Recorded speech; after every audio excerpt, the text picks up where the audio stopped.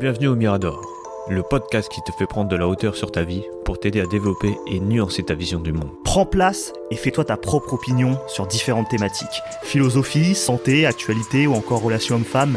Ici, pas d'interdit. On ne sera peut-être pas d'accord sur tout, mais t'inquiète pas, ça va bien se passer. Avant de vous laisser avec votre épisode, on a créé une adresse mail, lemiradorpodcast@gmail.com, pour être en interaction directe avec vous et avoir vos retours.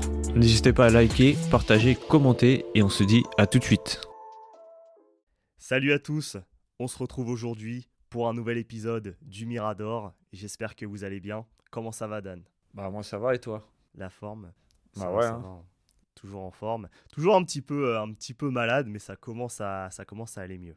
Ouais, toi c'est long à partir là. Ouais, ça traîne pas mal en ce moment. Il y a plein de petites maladies, plein de petits virus qui traînent et tout. Donc, bon, je suis un petit peu fragile en ce moment. Vous savez de quoi il est question aujourd'hui, les 48 lois du pouvoir. Et aujourd'hui, on attaque la loi 23, concentrez vos forces. Et donc, je vais laisser Dan nous lire le principe, puis on enchaînera après par violation et respect de la loi. Bah On vas-y, y ça va ? marche. C'est parti. Allez, let's go. Alors le principe c'est économiser vos forces et votre énergie en les gardant concentrées à leur niveau le plus élevé. On gagne plus en exploitant un filon riche et profond qu'en faisant de l'orpaillage. L'intensif l'emporte toujours sur l'extensif.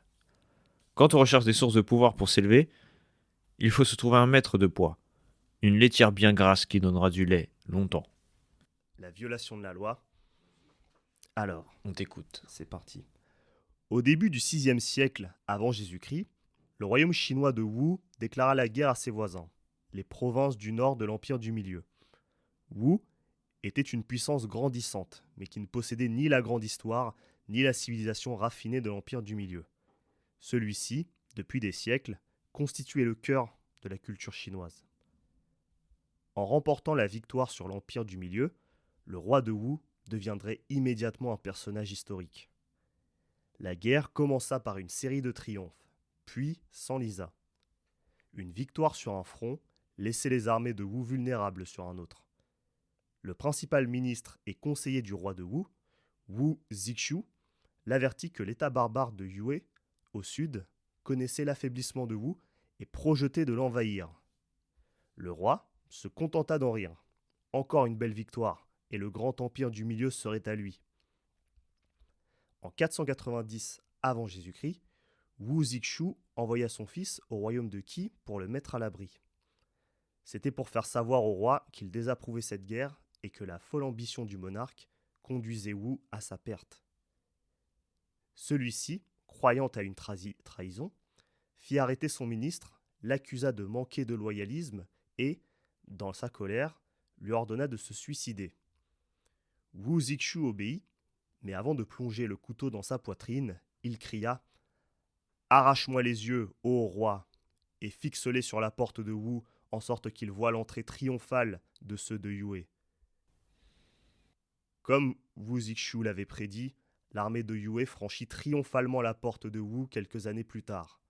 Tandis que les barbares cernaient le palais, le roi se souvint des dernières paroles de son ministre. Il avait l'impression que les yeux morts observaient sa disgrâce. Incapable de supporter la honte, le roi se suicida, en se couvrant la face parce qu'il ne voulait pas croiser le regard plein de reproches de son ministre dans l'autre monde. Interprétation. L'histoire du royaume de Wu préfigure les nombreux empires qui se sont effondrés pour avoir été trop gourmands. Malades d'ambition, grisés par leur conquête, ils se sont agrandis dans des proportions grotesques et, quand ils sont tombés, ont abouti à une ruine totale. C'est ce qui s'est passé dans l'Antiquité pour Athènes, qui convoitait la lointaine Sicile et finit par tout perdre. Les Romains, eux aussi, avaient étendu la Pax Romana à d'immenses territoires, derrière des frontières interminables trop vulnérables aux assauts des tribus barbares. Pour les Chinois, le sort du royaume de Wu sert de leçon élémentaire. Voilà ce qui arrive lorsqu'on disperse ses forces sur plusieurs fronts, perdant de vue les dangers à long terme à la recherche d'un profit immédiat. Si vous n'êtes pas en danger, écrit Sun Tzu dans l'art de la guerre, ne combattez pas. C'est presque une loi physique. Ce qui est démesuré finit inévitablement par s'effondrer. L'esprit doit se retenir de vagabonder de but en but, et le succès, ne doit pas faire perdre de vue ni l'objectif, ni le sens de la mesure. Ce qui est concentré, cohérent et éprouvé par l'histoire a du pouvoir. Ce qui est dissipé, divisé, distendu, se désagrège et tombe. Plus un succès est démesuré, plus dure est la chute. C'est une histoire qui est assez intéressante. Encore une fois, on parle d'une histoire qui concerne l'empire de la Terre du Milieu. Donc, Ouais. enfin, l'empire de la Terre du Milieu, l'empire du Milieu, qu'est-ce que je raconte? Mais qui part en mode Seigneur des Anneaux. Ah, mais Et ça ouais, tue, hein, Seigneur des Anneaux. Sur ça, je confirme. Ouais. Ouais, bah c'est. Mais il y a peut-être même des parallèles à faire. Mais Ah, en c'est tout possible. cas, ouais, c'est une histoire qui est lourde de sens et qui montre que faut pas avoir plus de. Faut pas avoir le ventre, les yeux plus gros que le ventre, Ouais, comme c'est on dit. ça. Moi, c'est surtout ça que j'ai retenu. J'ai l'impression que c'est surtout une histoire d'orgueil. Ouais. Tu sais, tu te dis, c'est lui le roi, il veut pas écouter les gens. Et enfin, il a un ministre, il est fait pour ça, pour l'aider. Et non, non, tu fermes ta gueule et j'attaque, c'est tout. Ouais. Non, mais il Ouais. sert à quoi ton ministre? Ouais, Il et est là à puis. te conseiller et ça te fait penser, tu sais, dans la modernité même. Aujourd'hui, si tu prends le lien, c'est comme, tu sais, t'as un président, nous, on a Macron, il sort de Sciences Po. Il connaît rien à la guerre, s'il y a une guerre. Si un ministre, je sais pas, il y a un général de l'armée, il dit, ouais, faut faire comme ça avec lui. Non, faut mieux qu'on fasse comme ça. Mais... Hmm. Bah non, tu connais rien, mec. Ouais. Tu vois? Ouais, bah il me semble que c'était un peu arrivé. Alors, j'ai plus les détails de l'histoire en tête, mais tu sais, c'est il y a quelques années quand il a fini par renvoyer le général de Villiers, Ouais. parce qu'il me semble ils avaient un désaccord.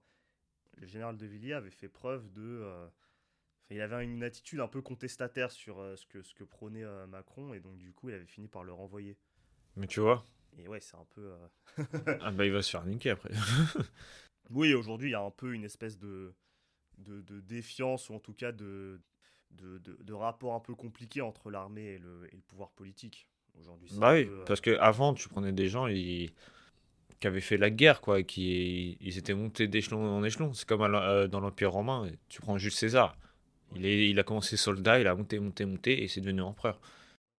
Ouais, c'est clair. C'est un peu ce qu'on dit aussi avec Napoléon, c'est qu'il Ouais, était en première ligne avec les soldats, il se contentait pas juste bah c'est d'être ça. dans sa T'as- tente et j'ai- de commander, de dire bon allez, les mecs, vous allez en première ligne Bah oui, mourir, et puis mais après de toute façon, quasiment tous les rois, même tu prends Saint-Louis et tout, ils étaient tous comme ça. Il a fait les croisades et tout, donc et même tu prends le général de Gaulle, Ouais. avec la Seconde Guerre mondiale et tout. Il savait de quoi il parlait. Il avait du charisme. Enfin, je sais pas comment expliquer bien ça, mais après tu peux prendre ça aussi avec le travail. Moi, je sais, une petite anecdote qui m'est arrivée il y a pas si longtemps. Ouais. Genre, c'était un peu la merde vers la fin de la journée. Je me suis dit, bon, je vais proposer un truc pour. En fait, je vais aller chercher un double fourche. En gros, c'est pour enlever plus de palettes plus rapidement. Et j'ai proposé ça. Mon chef, ma chef et tout, ils m'ont dit non, t'inquiète, on va faire comme ça, comme ça, comme ça. Et qu'est-ce qui s'est passé? 20 minutes avant qu'on termine, ils sont venus me voir, ils m'ont dit ouais, non, en fait, t'avais raison, c'est mieux qu'on aille chercher un double fourche quand même. Ouais. Donc, tu vois, ils sont restés sur l'orgueil, ils ont dit non, t'inquiète, on va faire comme ça. Au final, c'était trop de la merde, ils m'ont dit ouais, en fait, t'avais raison. Mais Ouais. trop tard aussi, hein. Je fais pas d'heure sup, moi, je me casse. Ouais, bah oui, c'est ça après qui. Mais ouais, moi, c'est vrai que ça me fait penser aussi. Bah, tu sais, c'est cette logique qui est de se perdre, de pas concentrer ses efforts au même endroit. Il y a aussi, moi, je m'étais fait comme exemple, quand tu travailles, soit sur un projet perso ou autre, tu peux avoir cette attitude qui est d'être multitâche. Aujourd'hui, on voit très souvent, moi le premier, tu vois, très souvent, je me laisse avoir, et quand je bosse, tu vois, je bosse avec plusieurs fenêtres d'ouvertes, plusieurs écrans, j'ai le Ouais, ouais. podcast qui tourne et tout. Et Mm. donc, ma capacité d'attention est dispersée sur plusieurs sujets à la fois. Et du coup, mon focus, il est très faible. Et du coup, c'est pas cette capacité à frapper fort et à concentrer justement ma force au bon endroit. Et c'est un truc ouais, qui me joue pas mal de tours à ce niveau-là. Tu sais, je suis un peu en mode. Ouais, bah, sur ce point, je te rejoins tout à fait, parce que c'est exactement ce qui m'arrive un peu là. En ce moment, tu sais, genre, je vais mettre une musique Ouais, tu sais, des fois, tu as des musiques en live sur YouTube où tu mets des trucs pour bosser et tout. Et tu sais, quand tu as une pub, après, bah, ça te dérange. ouais, c'est ça. Ou au pire, je sais pas, tu sais, je vais aller sur un autre écran. Après, en fait, je vais regarder un autre truc. Ah, moi aussi, ça m'arrive tout le temps, ça. Ouais, Et ça, c'est la merde. Les seules fois où j'ai bien compris sur le truc que je bossais là, que je te disais, bah, c'est le moment où j'ai pas fait ça. ouais. Mais je sais pas, ouais, non, c'est chaud. Ouais, les moments où t'es en mode, tu vois, t'as une page ouverte, tu bosses vraiment sur un truc, t'es focus sur un sujet, c'est beaucoup plus, en général, c'est Ouais, beaucoup plus efficace. C'est pour ça que t'en as plein qui prônent aussi le fait de prendre parfois juste un cahier, un stylo ouais, je te jure. d'écrire parce que dès que t'es en mode multitâche avec plein d'onglets d'ouverts, des fois t'es Ah, en mais c'est mode, ça, tu brasses du vent, tu vois, t'es en mais le mode, pire, c'est que tu peux avoir des onglets d'ouvert, mais sans aller les regarder. Mais le truc, c'est que ouais. c'est quand tu passes d'un écran à l'autre et que tu vois tes onglets, tu commences à vouloir aller checker, tu vois. Ouais, tu vois, t'as la tentation à chaque fois, Et ouais. moi, je dois avoir au moins 20 onglets d'ouvert à chaque fois.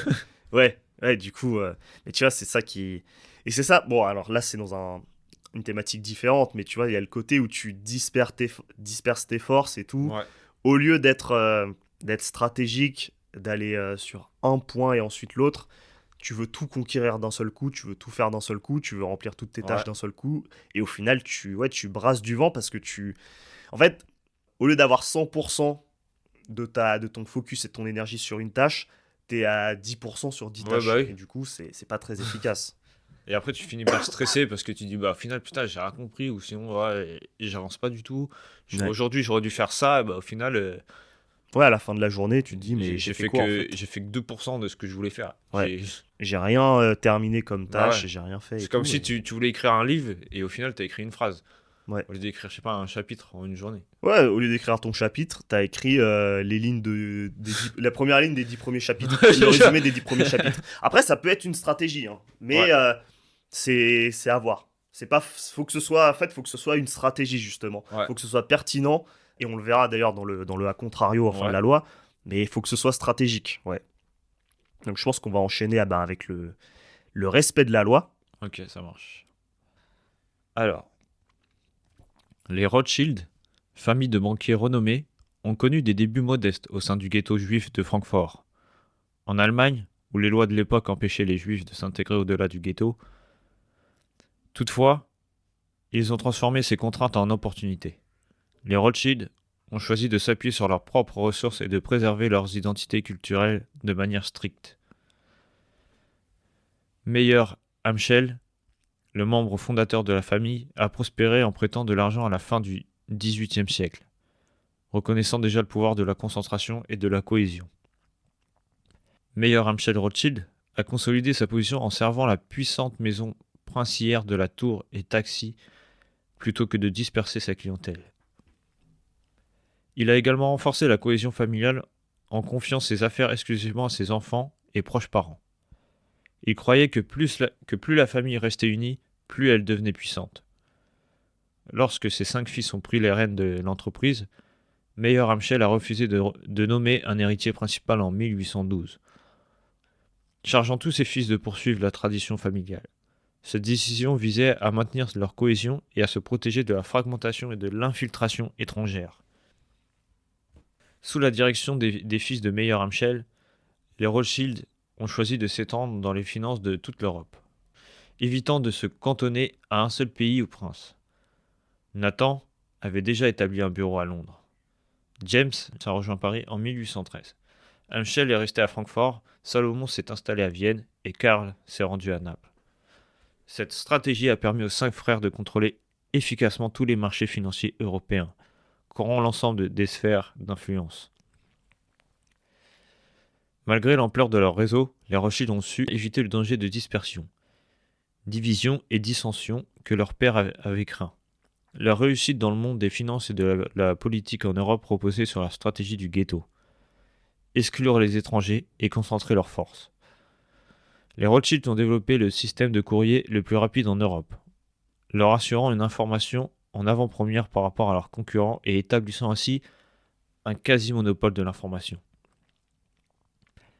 Ils ont renforcé leur cohésion en utilisant des communications internes en yiddish de Francfort, accompagnées d'un code que seuls les frères pouvaient déchiffrer. Cette approche a dissuadé quiconque de tenter de voler leurs informations, car personne d'autre ne pouvait les comprendre. Un financier qui avait tenté de s'infiltrer dans leur clan a admis « Même les banquiers les plus astucieux ne peuvent retrouver leur chemin dans le labyrinthe des Rothschild ». 2 ans plus tard, Nathan a marié sa fille au fils de Salomon.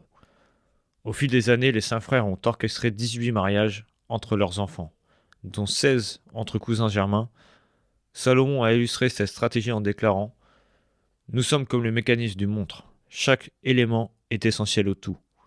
Grâce à leur cohésion, les Rothschild ont pu non seulement préserver leur richesse, mais aussi l'étendre de manière spectaculaire. Contrairement à d'autres puissances financières qui ont connu les revers irréversibles au cours de la tumultueuse première moitié du XIXe siècle. En 1824, James de Rothschild a pris la décision de se marier, ce qui a posé un défi pour la famille Rothschild, car cela impliquait d'introduire un étranger potentiellement susceptible de divulguer leurs secrets. Pour résoudre ce problème, James a opté pour le mariage au sein de la famille en épousant la fille de son frère, Salomon. Ses frères ont applaudi cette décision, considérant l'endogamie comme une solution parfaite. Cette approche est ensuite devenue une règle familiale. Interprétation. Les Rothschild étaient originaires d'une région d'Europe qui n'avait pas changé depuis des siècles. Mais leur dynastie s'établit à la même époque qui connut la Révolution française. La Révolution industrielle est une série interminable de bouleversements. Les Rothschild, attentifs aux leçons du passé, résistèrent au modèle de dispersion de leur temps. Ils sont l'exemple par excellence de la loi de la concentration. Nul personnifie mieux que James de Rothschild, celui de la famille qui s'établit à Paris. De son vivant, James fut le témoin de la défaite de Napoléon, de la restauration des Bourbons sur le trône, de la monarchie bourgeoise d'Orléans, du retour à la République et enfin du couronnement de Napoléon III. En France, les styles et les modes changèrent à un rythme effréné pendant cette période tourmentée. Sans apparaître comme une relique du passé, James guida sa famille comme si le ghetto était vivant en eux. Grâce à lui, la cohésion et la force de son clan restèrent bien vivantes. C'est uniquement grâce à un tel C'est uniquement grâce à un tel ancrage que la famille fut capable de survivre au chaos. La concentration était le fondement du pouvoir des Rothschild, de leur richesse et de leur stabilité. Citation. La meilleure stratégie est toujours d'être très fort, d'abord d'une façon générale, puis au point décisif. La première et la plus importante des règles qui s'imposent est de tenir ses forces réunies. Le premier principe est donc de maintenir ses forces dans le plus grand état de concentration. Karl von Clausewitz, 1780-1831, Théorie de la Grande Guerre, traduit par le lieutenant-colonel de Vatry.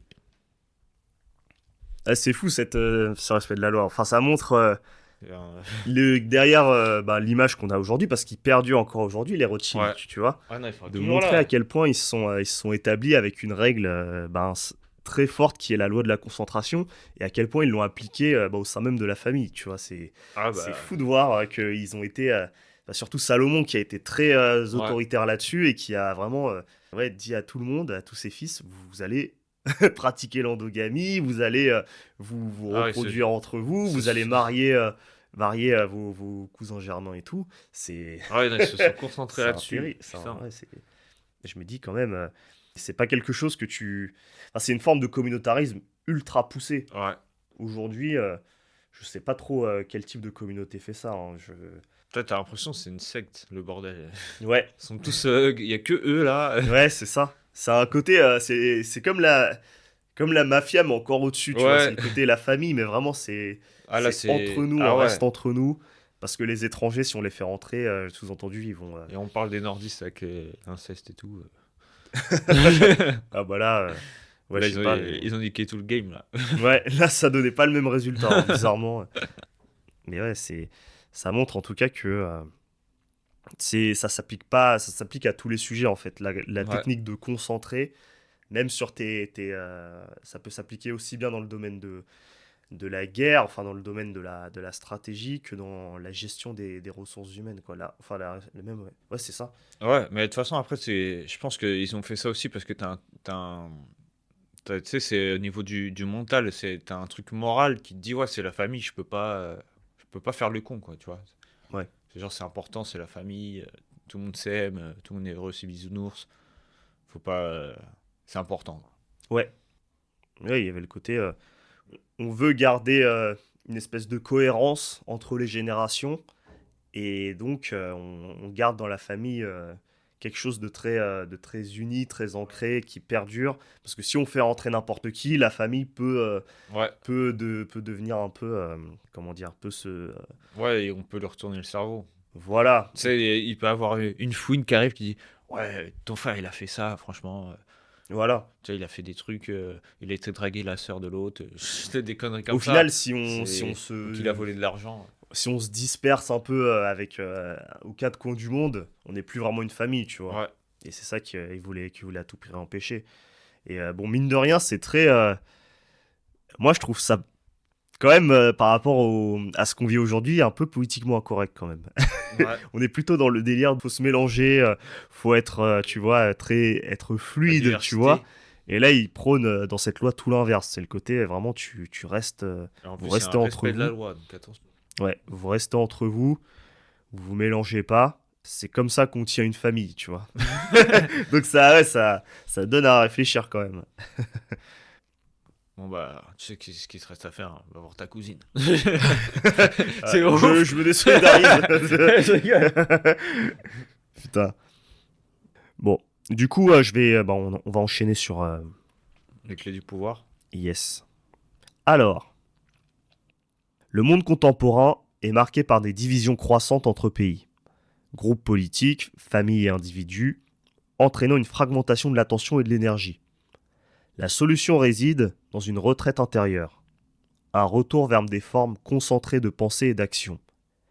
Comme l'écrit Schopenhauer dans ses aphorismes sur la sagesse dans la vie, car plus un homme possède en lui-même, moins il a besoin du monde extérieur et moins les autres peuvent lui être utiles. Aussi, la supériorité de l'intelligence conduit-elle à l'insociabilité.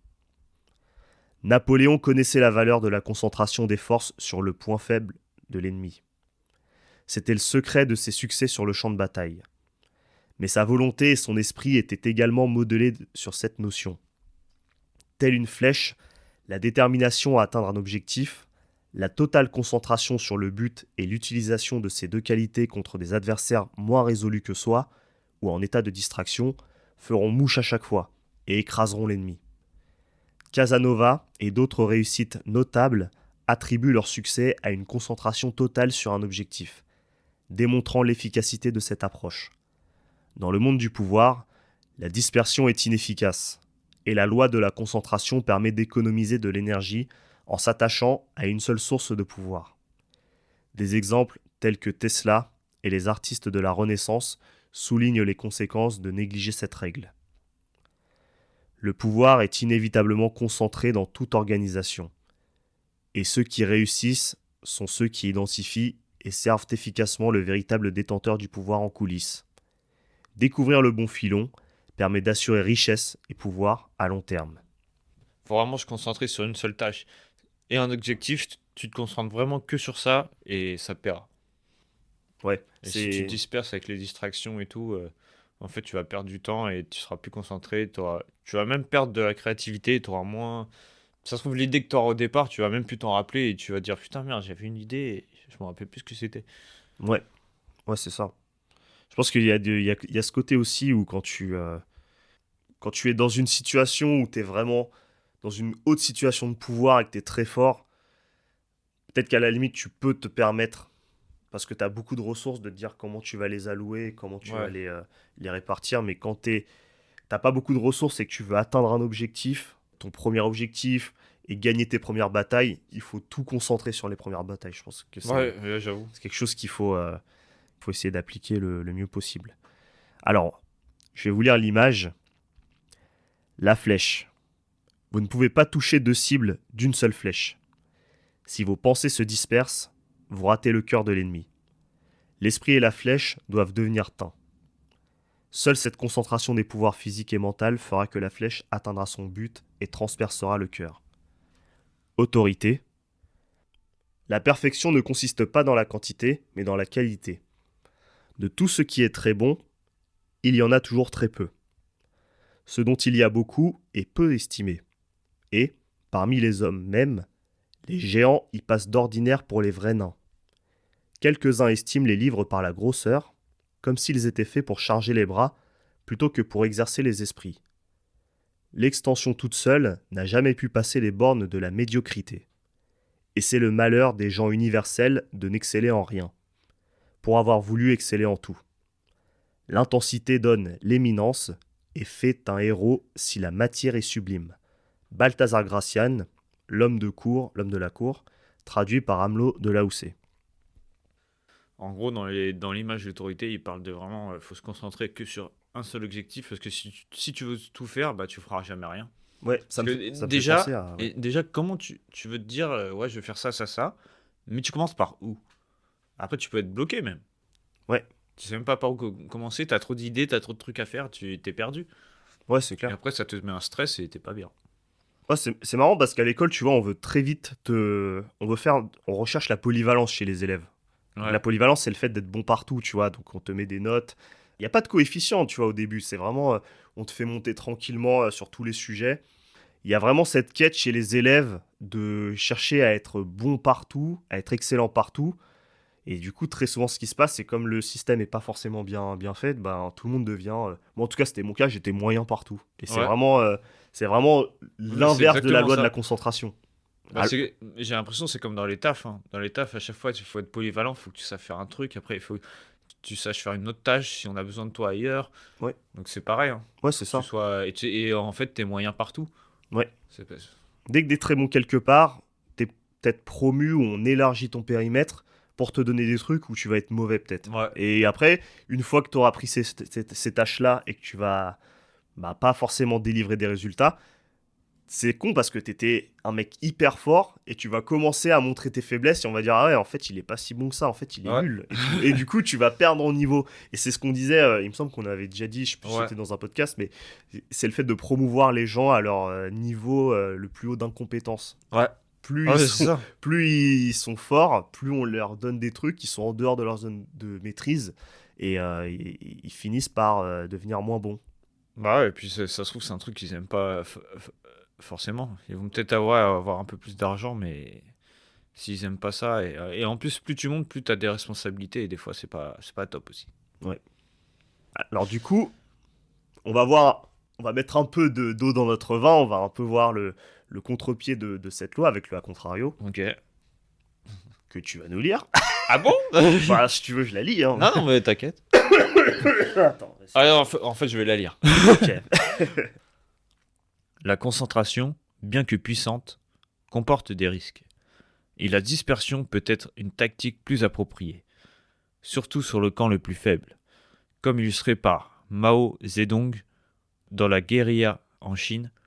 Concentrer ses forces peut rendre vulnérable, tandis que la dispersion et l'insaisissabilité peuvent trouver un ennemi plus fort.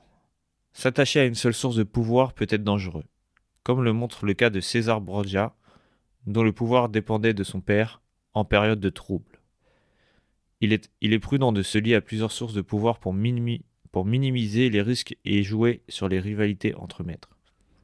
La polarisation sur un seul but peut être insupportable, notamment dans les arts, comme le cas du peintre Paolo Uccello.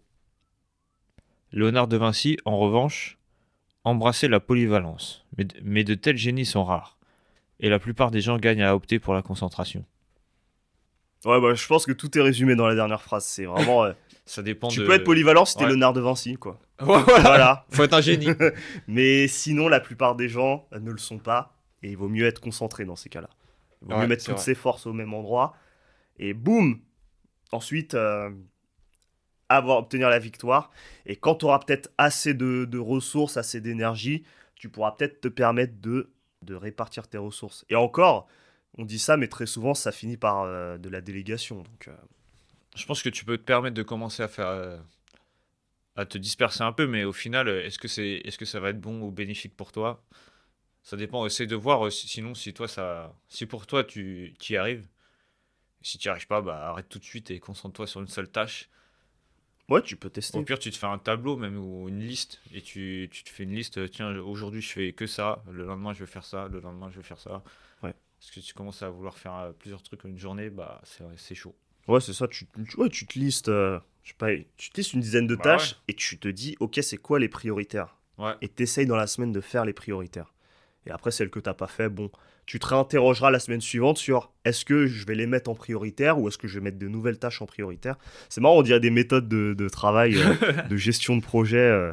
On dirait de l'agilité, le truc, mais bon. Mais en vrai, non, mais en vrai, ça c'est sert ça. en vrai. Ouais, Je pense que c'est la meilleure des méthodes. ouais, c'est clair. Bah, du coup, je pense on peut s'arrêter là. On a bien couvert cette 23e loi.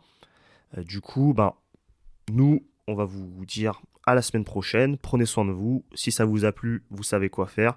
Likez, partagez, abonnez-vous, mettez 5 étoiles sur votre plateforme de podcast.